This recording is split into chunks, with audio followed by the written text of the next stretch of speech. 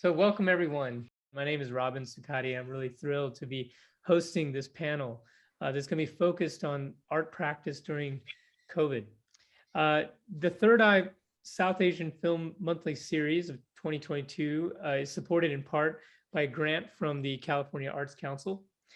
For more information on upcoming events, visit our website at thirdeye.org. That's THIRD.org. Today's roundtable discussion, as I mentioned, is going to focus on artists and the community during COVID. And I'm really excited about this conversation because as we all have been enduring this very difficult and challenging time, we're also seeing an incredible amount of creativity coming out of this period. And it's been going on. We've all had to adapt in numerous ways to kind of continue our crafts. But we're also kind of seeing now, even as things are sort of opening up, that works that have been incubating during this period of time are coming to light, and it's absolutely inspiring. So, with that, I wanted to tell you a little bit about myself. My name is Robin Sukhadia, as I mentioned, and I'm a musician focused on percussion of South Asia and tabla. I'm also an arts administrator, and I live and work here in Los Angeles, California. And I've been connected to Third Eye for, I think, nearly 20 years, which is just something that I'm so deeply proud of. I've been able to be part of so many different projects connected to this incredible organization, and to be invited here today to facilitate a dialogue with so many great artists is really an honor and a privilege. So with that, I wanted to quickly introduce to everyone here who is going to be participating in this discussion. I've had a chance to talk with all of you here on the panel outside of here and gotten to know you, and I'm just really pleased to be here. So first of all, we have with us Pallavi Somusetty. She's a Telugu American documentary filmmaker, and she has a deep passion for amplifying social justice issues through personal stories about people and communities. She's working on 2 documentaries, a narrative feature, and is producing ADOC's storytelling initiatives. She is a Center of Asian American Media 2022 Fellow. Congratulations to you, Pallavi. And has previously served as an associate program manager for Third Eye Film Festival. So you're deeply connected to this organization as well. So thank you for being here, Pallavi. Thanks. I also want to introduce Chrissy Kieffer. Krissy, you're a legend in the Bay Area in terms of your leadership, your own creative practice. You serve as the artistic and executive director of Dance Brigade, located in the Mission. And you're also a deeply committed choreographer, and you've brought so much to the kind of projects that you've been working on through the pandemic and prior. So welcome, Krissy, to the panel. And then lastly, it's my privilege and honor to introduce Yvonne Jayageradar, who is the co-founder and artistic director of the Third Eye South Asian Independent Film Collective, Third Eye, which is hosting us here today. Yvonne is also a talented filmmaker in his own right, an artist, and a dear friend. I've known Yvonne for a long time, and so we welcome you, Yvonne, here to the dialogue as well. All right, so, as I mentioned, this conversation is really going to be about COVID and our artistic practices. And I thought I would kind of start with you, Pallavi. I'd love to hear a little bit about, being a filmmaker, which, as you know, is a very collaborative art form and a practice. What has this period of time been like for you? Maybe you could tell us a little bit about where you were when things really started to be kind of closed down. What were you working on, and what have you been doing with those projects to get to where you are now? Yeah, so I am a documentary filmmaker, but I'm also a mother. So when COVID first hit the world, my older son had to come back and do virtual schooling at home. And so as an artist, I'm sort of like the primary caregiver for both of my kids, ages 7 and 3. And so my husband is super supportive, but also the primary breadwinner for our family. And so he had to keep it going to support us, all of us. So really COVID upended my life and my career. it was very challenging to sort of manage everything. But in many ways with documentary work, it has mirrored the ebbs and flows of the pandemic. So when film participants of the documentaries I was working on, they themselves shut themselves indoors, so did I. And when they felt safe to go out again, I found ways to meet them there with my camera. There were a few months where no one felt safe to go outside. So I still wanted to create, and I still wanted to feel like a filmmaker. And so I started filming my family. And I created like a really goofy series of family. Basically, I took 80s TV shows, the theme intros, and I used the music from them and transposed our family videos over it. So we had like intros of Growing Pains or Family Matters or whatever. And I didn't make them public because that's embarrassing, but it was just like a way to find joy in some really tough moments and make me, continue to feel like a filmmaker during that time. That's amazing. Growing Pains, certainly one of my favorite TV shows from back in the day. Those theme songs for those sitcoms are just so catchy. So I hope some of us will get a chance to see these amazing little films you made. Can you tell us a little bit, more specifically about what were you working on in terms of projects that, maybe had to come to a halt, and things that maybe you had to kind of restart or reconfigure and readapt to continue the progress on during this time? And are any of those still continuing now? Yeah, so the two feature docs that I'm working on, I was working on before the pandemic hit, continued them, and I'm continuing to work on them today. One of them is, the working title is called Coach Emily, and I'm following a Black woman and rock climbing coach here in Oakland, and her Brown Girls climbing program for young girls and non-binary kids of color. And so I started filming them in the summer of 2019. A lot of it was outdoors. As they, that fall, there were a lot of wildfires back then. And so they also had to retreat from the outdoors.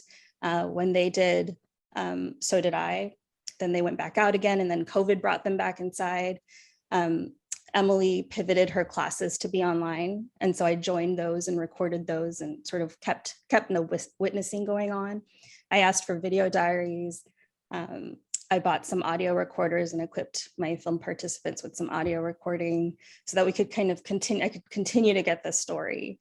And then when they found, she finally started with some socially distanced outdoor hikes with them, and they were all masked and outdoors around May, June of 2020. And I was still feeling a little scared to go out again. So I hired someone to go in my place. And it was fine, and the footage was fine. But my participants ended up telling me, like, that wasn't you, and we didn't want someone else to come film us. It really should have been you. So I studied up the COVID protocols and got, purchased all my PPE, and then I went out in July of 2020. And that was pretty crucial for me I somehow made it work, even though I didn't have very much childcare, but just to continue that relationship with my participants, to keep that bond going strong, and to kind of rebuild some trust with them. So yeah, that we continued to film, and throughout the last couple of years, as things got, before Delta, we went to Yosemite, and people were hanging out outside with, sometimes masks off. A lot of people had been vaccinated, and so it felt a little bit safer. Then there were some more surges, and then so people, it continued to mirror the ebbs and flows. The other film that I'm working on is, it's a story that sort of follows the renaming of a street in Berkeley, but it's using that to look at belonging and what it feels like to be an American in our country, and what it's like to get off the sidelines and understand that a system that can sometimes exclude us can be bent by us to make us feel included. And so that also, as the pandemic was going on, before I had filmed some in-person stuff and then recorded some Zoom meetings. And then afterwards, when people felt safe again and they were erecting the street sign, I went out and filmed again. And mostly everything that I do these days is pretty much outdoors. There's some interviews and things where we have to be a little bit safer, and we're definitely, crews are testing, everyone's vaccinated. So, yeah. Wow, thank you, Pallavi, for sharing what are pretty inspiring examples of you having to adapt to a pretty difficult situation. I mean, and I think that's actually a really good theme that let's explore a little bit. And I'd like to kind of shift the lens over to Krissy. Krissy, as the executive director of a dance company, Dance Brigade, having productions that really require people sitting in an auditorium, interacting on stage with one another as dancers, et cetera. And how did you adapt in this difficult period of time? And maybe you could share with us a little bit of how it has been from your perspective, especially when this first happened. What did you guys have to do? Well, I am the choreographer for Dance Brigade, which has been a company I've run since 1984, coming out of another company since 1975. But I also am the executive artistic director of Dance Mission Theater, which has multiple activities housed under its roof, including right now we're in the middle of a remodel and putting in an elevator, which came right off of the heels of COVID. We started a remodel, so it's been virtually chaos for 2.5 years. We did a very high profile show right before COVID hit called The Butterfly Effect, where we were able to actually talk about the upcoming pandemic that was going to march across the world, and it was all about climate change, and woven within it was also talking about people all over the world that resisted climate change who were being murdered. Multiple earth defenders in multiple Latin American countries, well, all over the world, people are speaking out to save their indigenous cultures and indigenous land rights, and are being assassinated. So that was all woven into our show. And then we ran the show for 4 weeks at Dance Mission, and almost 2 weeks after it was over, we shut down the entire building, like everybody did. March 17th, 2020, the story was over. And then it was, everybody was in their private rooms, in their homes, and we were communicating via Zoom and trying to look at the windows of opportunity that would open up depending upon what people's perception of how terrible the virus was. So I think that was the biggest thing for me at the beginning, was navigating protocol. What were the laws? What were the rules? What were the best practices? What could you get away with if nobody found out? How much of your staff was actually affected more than other people in the staff? Like, some people had enormous amounts of anxiety and fear around COVID, and some people were like, I don't actually believe all of what is being said about COVID. So as the leader, I had to assess all of this information and the mental health of my staff, try to get everybody on the same page.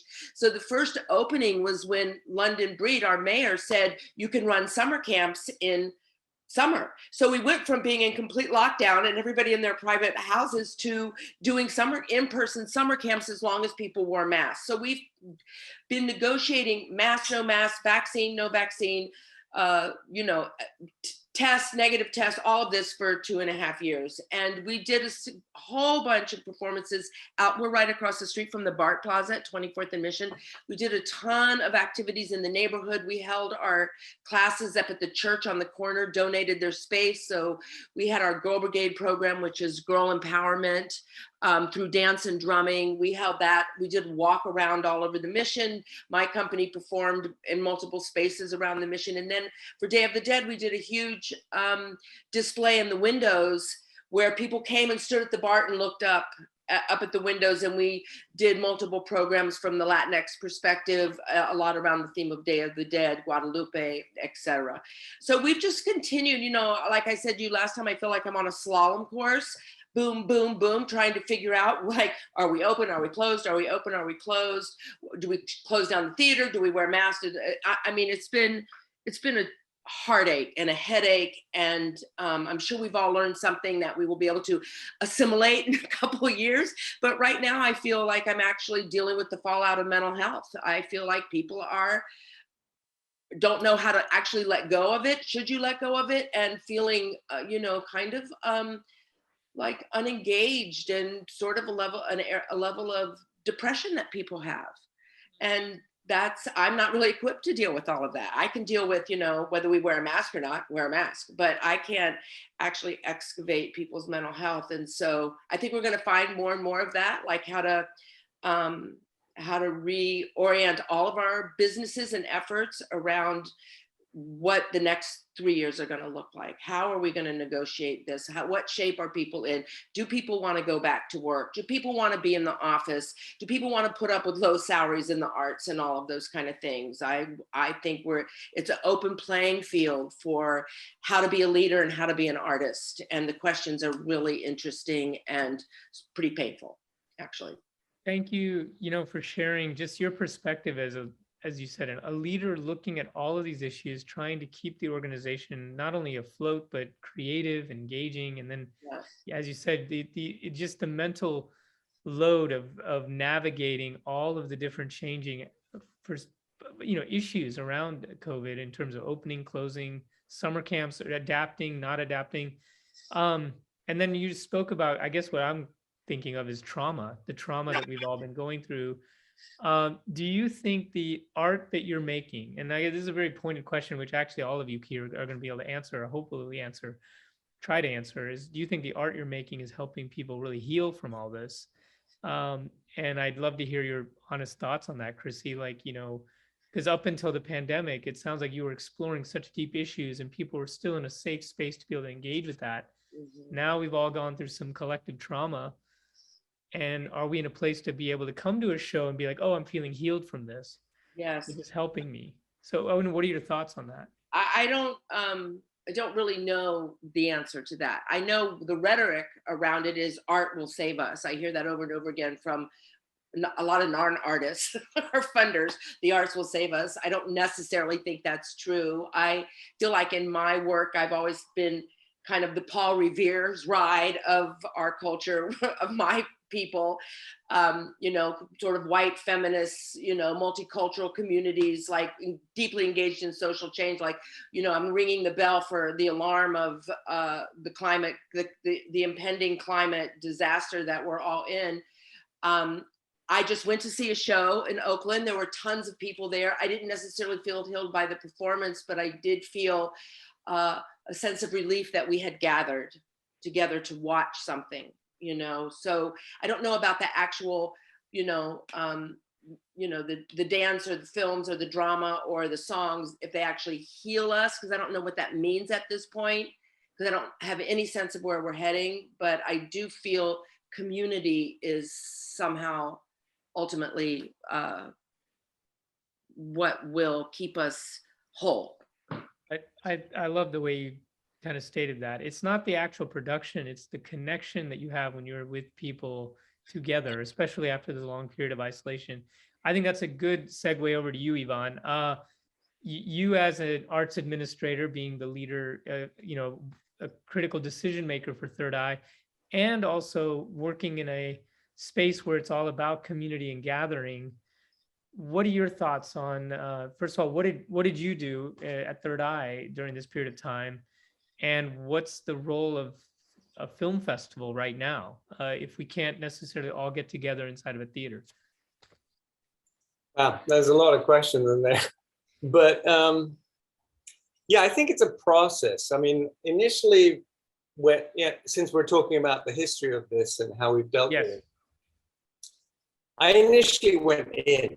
And I think, in terms of the world we lived in, it was more about going out to theaters, to dance, as, in terms of art, to view art as a commodity, but also as a way of dealing with things too, as a conversation with community. But I started reading a lot during the initial COVID phase. Of course, I was dealing with family issues, including taking care of my father, who was quite challenging to deal with, but at the same time, it was a learning curve for me too. But I think for me initially, one of the books that because Black Lives Matter was was really coming out at the beginning of COVID, and so me and a bunch of friends started to read Caste as one of the books that we were going through by Isabel Wilkerson, and so that was, and then Ibrahim X. Kendi. So we were getting into the issues of race, also gender, the history of the U.S. in terms of slavery. And so I think with that, when we came upon our first festival, we had to go from a theater-based festival to an online festival. And I think it took, everyone involved in Third Eye to put that together. I'm definitely not the techie involved. So I think with that process, we had to program films that dealt with issues, in the zeitgeist. And for us, that was race, both in terms of racism, internalized racism, colorism, especially within the South Asian community.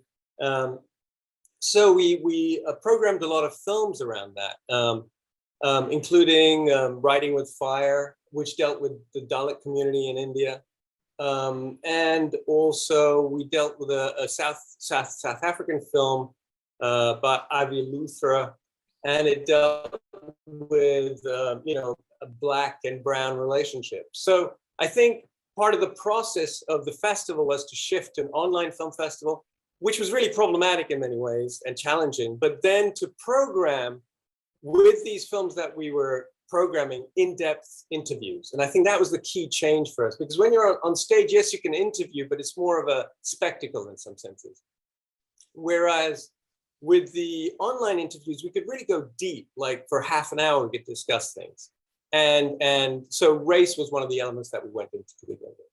But yeah, and then 2021, we continued with other sort of conversations. And one was, of course, healing, and now 2022, we're going into healing further, how to deal with mental health. And one of the conversations, one of the books we read was Inflamed by Rupa Maria. No, it's Rupa Maria, yes, and Raj Patel. And so that was also one of the conversations that we wanted to get in depth about healing, about medicine, about deep healing. So I think it's a constant challenge that we're going through in terms of how to deal with this crisis, but it's a multiple crisis. It's things that are inflamed, like the book speaks about. Are from the individual to the planet, and I think that's the process we're in. Thanks for kind of sharing. Both of those books are books I also read during this period of time. And I. Both were profound in terms of my understanding of like our history, where we are. I'm glad the festival kind of shifted into not just saying we're going to present work, we're going to talk to these filmmakers, kind of go deeper into these issues. And what you're saying is Zoom and these technologies actually enabled something to happen that you couldn't quite do only on stage. But what about the whole idea of, when we're in a theater sitting together with all these people, many of them strangers, and we're feeling this collective emotional connection to a film. And now we're sitting on our couch, and hey, it's great. I mean, I was able to watch films from Sundance, and I saw stuff from Third Eye this past year. I didn't have to travel to these places, and being someone with little kids, just like Pallavi, in some ways this is a great for me, because I was able to check in on films that I liked without having to commit to sitting in one place for a long time. I could still take care of the kids, and I was in my house. I was safe. But I wasn't focused, and I wasn't in a room with a lot of other people having that, bond, really. And I'm sure maybe Krissy, you can probably relate to this too. But Yvonne, from your perspective, what is the future then? Do you feel like we're going to continue in this model? Are we going to be okay with festivals being only online? Is that the way film should be experienced? Yeah, I mean, I think we're going to go towards a hybrid. You have both, elements. From virtual to theater, because I think there's something about theater that you can't get anywhere else. And I think it's like one of the quotes I heard, that you dream together in a theater, and there's this sort of contagiousness of emotions. Like if one person laughs or if you collectively laugh, there's that connection. Or fear, it's palpable in a theater. So you share this sort of deep emotion, and then you can dialogue about it afterwards.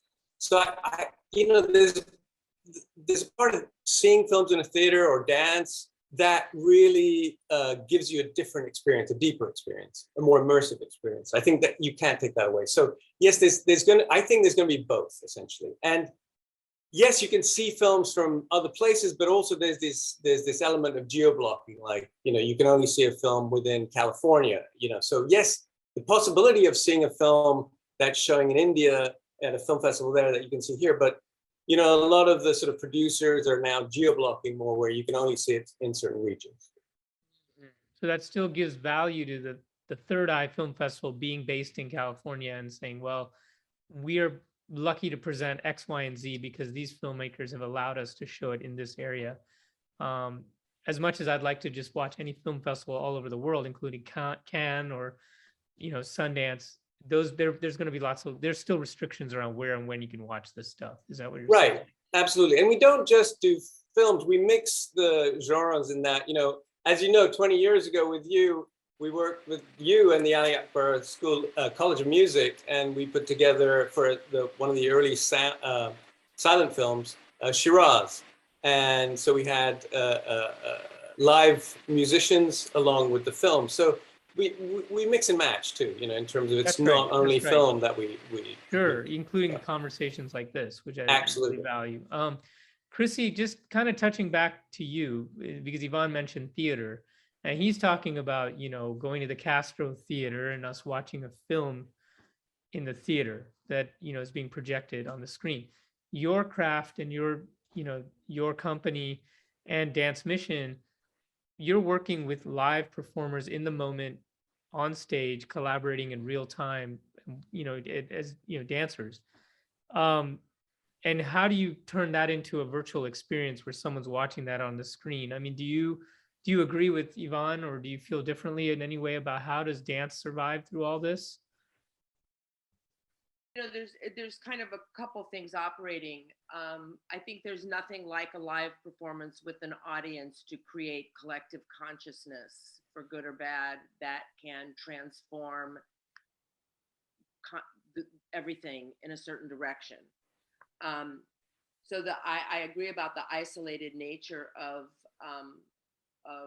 what only doing everything online. I think that,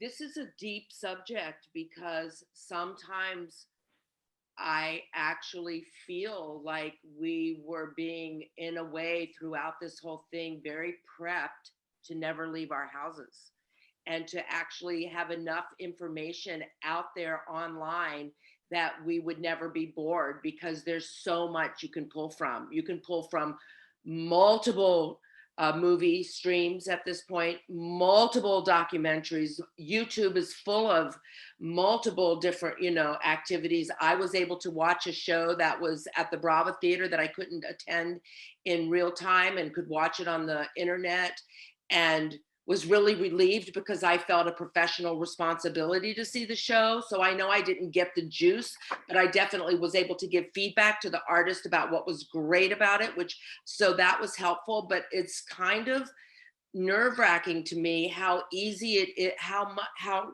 much I feel like not going out, which was never my MO. My MO was to get up and go out. Why would you stay home? Staying home so boring, but now I feel like, oh, it's so much work to go find a parking place. It's so much work to go out. It's so much easier to stay home. It's so much easier to just, watch it, multitask. Everybody's multitasking all the time. You watch a movie and you're talking on your phone, you're doing this. And I think it's kind of a destructive brain process. And I think it's not good that we don't meet together. As much as they say technology will save us, it will not save us. And so that is something I deal with, is just kind of the oversaturated brainstem and being isolated, even though I think I'm connected.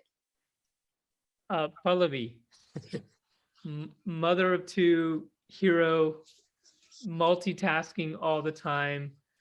how are you sustaining your craft, and do you think it's sustainable in general, filmmaking? And again, congratulations on being a CAM fellow, and I think those are just tremendous things that are out there supporting independent filmmakers like yourself. But tell me what your thoughts on all this is in terms of sustainability of being a filmmaker right now, given what's happening with COVID. Yeah, I mean, even before COVID, was documentary film sustainable? I mean, that's a big question for me. Like, why did I go into this? Not to make money. Why did I go to grad school again? But it's to pursue a passion and to feel, excited by something that you're working on, to feel like you're doing something of value. And sustainability has and will continue to be a problem in my industry. Like, you always have to have something else lined up for the actual money making. For me, before COVID, I freelanced as a DP. And then during that time, I had to, I couldn't take any gigs because I was with my kids. And then even, we finally got some childcare support that felt safe to us a year into it. And it's still just a lot to juggle. I don't think humans were meant to multitask. It's not one of my strong suits, but I'm forced to do it. What I would love, and I haven't gotten this whole month, is one day to just sit and think and have room for my mind to just go somewhere, like to focus or to not focus, but just to let myself be free to be creative instead of thinking about, oh, what do we need to have for dinner, or what do I need to pick up, or I have these deliverables for the doc series that I'm producing that's making money for me so that I can pour it into my films. But the films themselves, I mean, unless you're working with a production company or something, or you always have to have something else going on. The films themselves don't make money. Not for me, anyway, not as an indie doc filmmaker. So yeah, I mean, I think life it's pretty tough right now, although it's a lot better than it was in 2020. I just think we're learning in all sorts of ways that normal never worked. And so what are we returning to? I don't even know. I do want to touch on the mental health crisis. It feels like it's a global mental health crisis, and like we just all need to be kind to ourselves. And it just feels like there's a brain fog because of all the stuff we're going through and all the stuff that we have to hold. And so it's just very hard to focus on our craft, especially when you're pulled in all these different directions. So I don't know if I answered your question. No, but it's not. It's more less of a question and more of and something to think about. And again, I want to just take a moment to express gratitude to the support you have around you to even be able to do what you're doing. Whether it's your partner or other people around, or but also I do wish for you and all artists to have that freedom of space to think and create, because that is ultimately where our best ideas come from. And I can only speak personally, I can relate to a lot of what you're saying. I have 2 small children myself, and so, but I'm not a mother. My wife is really, being with small kids particularly, it's extremely difficult, and I do as much as I can to support her in every way I can, to give her that space. We've negotiated a lot during this pandemic about, okay, well, I will take the kids for a couple of days. Why don't you get out of here? And I, book an Airbnb and just go and be free, and I will not bother you. And we've traded those things for one another, but I get the need for that, so thanks for expressing that. I think, I'm not sure if other people who are listening to this call, to our panel today will relate, but I'm sure they will. That's this whole idea of a collective brain fog. I think we're all processing this. I think this conversation is really good to highlight these things. So thanks for sharing that. It's more of a comment than less of a question. I'm curious, from Yvonne or Krissy, do you have any thoughts on this on this question or this topic of how are you feeling about, having that creative space to kind of deal with the trauma we're going through? I'm just speaking to both of you as artists. I mean, from just stepping in from my point, it's the thing that always, which began with the pandemic, was the fear of the other. And that sort of ties in with our global fear of the other and our national fear of the other. And with social media, working off that sort of negative intensity, that I feel like that the fear of the other has just accelerated to a different, zone. It's like on crack at this point.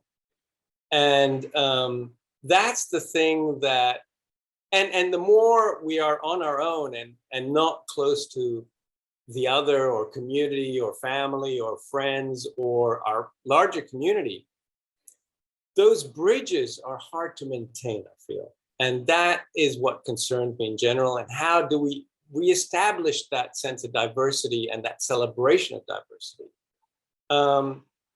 And that to me is probably the goal, because,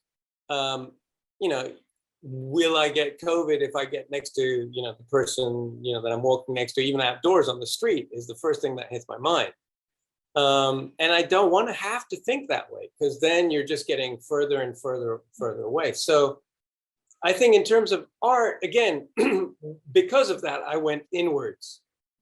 And I think there's a part of writing or doing films where you do need to go inwards. So I was using this time to do that, but then will it always be going down and down and down? When do you come out? And I think I guess it's baby steps at this point, but yeah, it's something that we're all working on, works in progress. Yeah, I wanted to share a little bit of my own practice here, because, being a tabla player, Indian classical instrument, which requires, frankly, first of all, sitting in front of a teacher, an apprentice model where you're really supposed to learn through the transmission of the voice to learn. You need to listen to it, you need to recite it. It's for years and years I studied this music, and there was no virtual, there were virtual options, but they were never encouraged. It was like, you need to go and sit at the Ali Akbar College of Music to study this music with your guru, period. That's how it's been done for centuries. That's how it's going to be done now.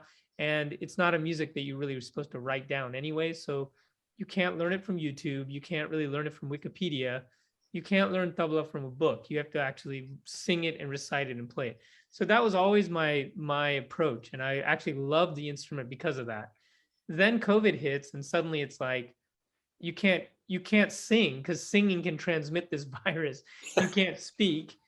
You can't be on stage with other people close to 6 feet apart. I mean, how's a sitar player and a tabla player going to sit together? So suddenly all that was over. Luckily, the Ali Akbar College of Music had virtual technology and platform, and they quickly pivoted to, you can study now virtually everywhere, anywhere in the world with Swapanji or whoever. I was like, that's awesome, and because this instrument is so geeky and requires so much just sitting alone, I was like, well, great, now I have all this time, I have no concerts, I have nowhere to go, I'm just going to practice. And that went on for a while, a good couple of years.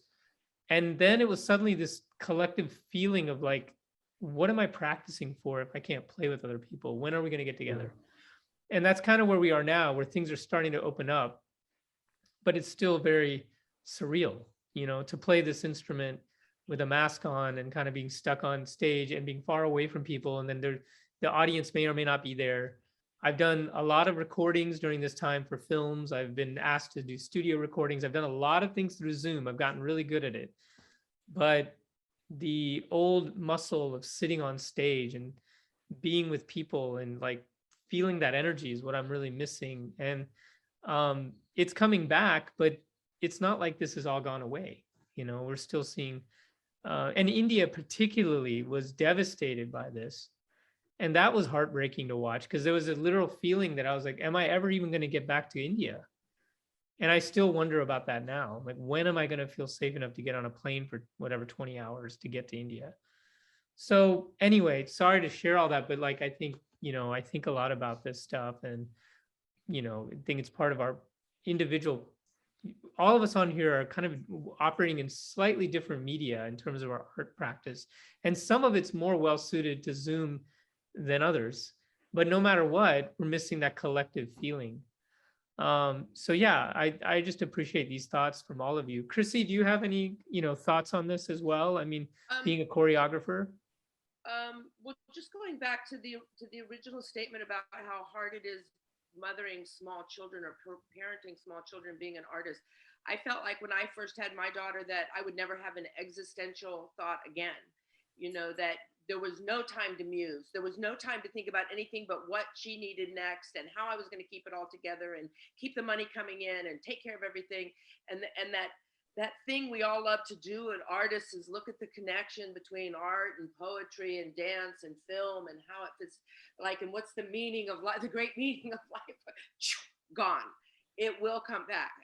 I can testify that it does come back. And that's when you have to use your techniques to, thank God I've been making dances for 25 years because I had some kind of formula I could rely on just to get through, the first 5 years of that time period, and bringing her to rehearsals and, having her run through the dancers and, just the whole drama of all of that. And then I really think the thing about the other, the otherization of our culture, the constant otherization of our culture is so important, and to really understand that. And I actually think that the whole isolation and the amount of media that there is out there really reinforces that. And also the way that the algorithms play out, that if you're a Trump supporter, that's what will, like on my feed, nothing about Trump comes up. And I'm on not all the time because I'm never Googling Trump or right-wing activities or neo-Nazi behavior. Like, that's not my gig. So I never get any of that. I get, Buddhist stuff and this and that and, furniture for my lobby, and it keeps coming up over and over and over again, but nothing. But people who are Googling that get reinforced in that every single day. And if you're not jamming with other people and other family members, you're only in that headspace. So that I feel like is another part of how are we ever going to get back to tolerance, like tolerating the family member where's the grain of truth in what the family member's saying that's actually true, that you could say, okay, I see your point here. But right now it's like we're so divided on so many parts of our culture and our thought forms that that's where I get hopeless. Like, I don't know how we're going to break this shit down. I really don't see how, if I see things where people, Joe Biden is working for the lizards. So, okay, I don't know how to dive into that, except to really, really invest. Okay, well, what does that really mean? So I don't know. I'm just feeling, I know how to reflect and take care of my community. I don't know how to infiltrate people who absolutely don't agree with me.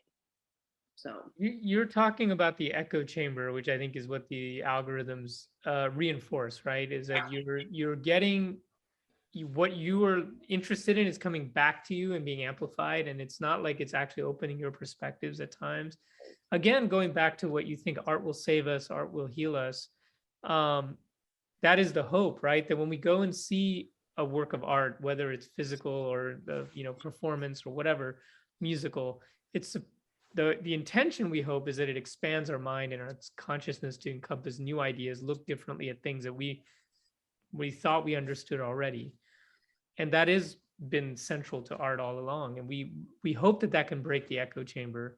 But if we're staring at our screens and our phones all day, and that's our primary window into the world, I wonder, how it will happen. So, I mean, these are big questions. I mean, we can't answer any of this here. It's just good to hear from different artists. I think I'm certainly enjoying this dialogue, hearing from all of you, getting a different take on some of these things, All right. Well, on that, what I'd like to do is just, as we come to a conclusion here, because I really appreciate this conversation, would each of you like to just say one thing that maybe it could be a plug for something coming up that you're working on that we can all kind of put on our calendars to pay attention for, or something that you're looking forward to here in 2022 that you want the audience to know about? And we'll start with you, Pallavi. I know you're working on some films. Can you just maybe tell us something that we should all kind of put on our calendars for the year? Sure. I'm really excited about the series that I'm helping to co-produce with ADOC. It's called Asian American Stories of Resilience and Beyond, and it's a series of 7 short films around 10 minutes each, exploring Asian American communities and kind of themes of resilience, solidarity, joy, community, grief, all kinds of stuff. And it's premiering next month on World Channel. And also there's a festival, in-person festival screening at Los Angeles Asian Pacific Film Festival on Mother's Day, May 8th. So I'm really excited about that. I haven't decided whether I'm ditching my kids on Mother's Day to go experience that, but my heart is there because people will be there in community and some of the filmmakers too. And then it's also going to be screening at CamFest virtually next month as well for Bay Area residents. So I'm excited about that. So stay tuned for that. You can find more information. I'm not sure there's a website yet, but you can definitely find the program on May 8th at the LA Asian Festival's website. What's the name of that film again, Pallavi? The series is called Asian American Stories of Resilience and Beyond. And so there's 7 films. Right. One of them is exploring the Sikh community's response to the FedEx shooting that happened a year ago in Indianapolis. So that's a good one for our community, but all of the stories, I think you'll find, points of connection to each and every one of those stories. So thank you for sharing that. How about you, Krissy? Well, we have a Girl Brigade show. We have a huge program of young women in San Francisco who are brought together through the power of dance and drumming. And we are doing a show the weekend of May 7th called Peace on Earth and Justice for All, exploring the different ways that we have peace, whether it's through negotiation or through our individual spiritual work or through resolving conflict internationally without using war and weapons. And so we touch on all of that. And then supposedly I'm putting in an elevator in my lobby, so please come by and get on a ride and see our glorious new lobby and all the new art in it and our 5 bathrooms that we have for when the audience all shows up. So, and I'm actually at a point right now where like the thought of doing a new work is absolutely overwhelming to me. It just feels like marshaling that much energy with, the lack of actual financial support around it seems like, oh God, I just don't know. Anyway, but there are flowers blooming at 24th and Mission. So Amazing. Check it out. Awesome. Thank you. And Yvonne, how about you? Tell us about the festival coming up or what else is happening? Well, a continuation of this particular series that we're all part of, which is wonderful. And I believe it's the Inflame discussion coming up, but also we will have an in-theater screening with Alka Raghuram and her work on healing and mental health at the Little Roxy, I think, end of May. I don't have the exact date, but we'll have it on our website. And we're trying to bring up our festival. It's usually in November, but in late September instead to try and make it more accessible. So those are the things. That's great. And you? I'll mention 2 things. One is the Ali Akbar College of Music is celebrating 100 years after Ali Akbar Khan's birth. And so this whole year, they have a series of concerts being streamed and in person. And it all started actually this weekend. So just check out aacm.org.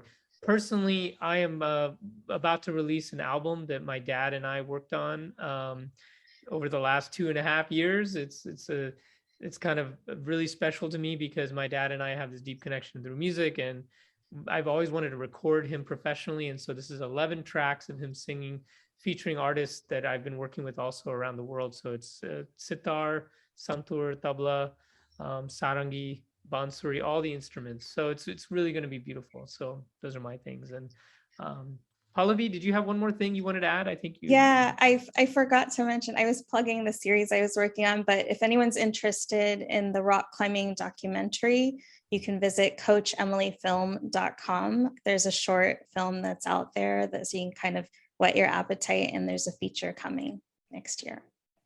Great. All right. Well, with that, I wanted to thank Pallavi, Yvonne, Krissy, Third Eye, of course, and the California Arts Council. My name is Robin Sukhadia, and it was a joy to be here with all of you. Thank you.